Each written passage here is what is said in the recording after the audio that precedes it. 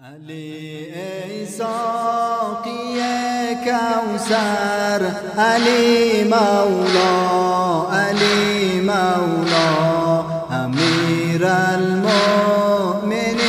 حیدر، علی مولا، علی مولا.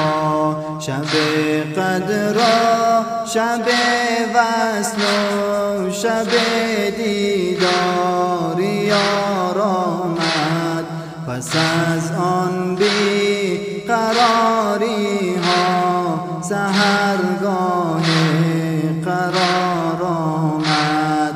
ببین یا رب که به شوق تو دل خون دیده تر دارم، دیگر از کوفه و این غربت خدایا عزم سفر دارم.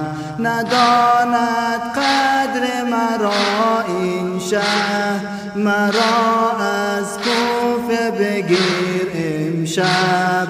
به خوابم آمد پیغمبر، دعایش را بپذیر امشب.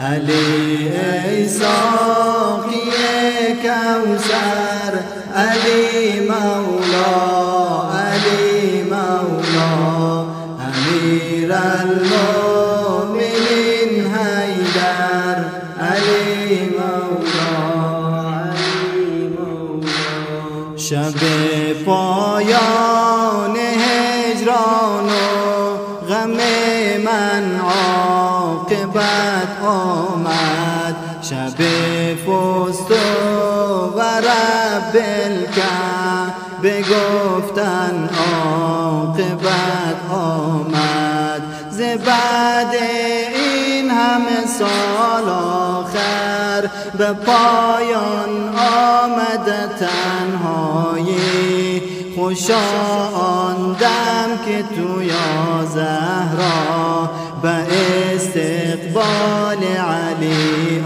آیی.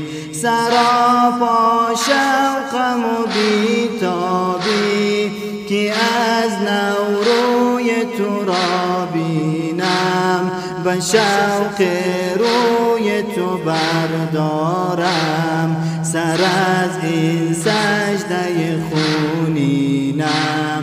علی ای ساقی کوثر، علی مولا، علی مولا، امیر المؤمنین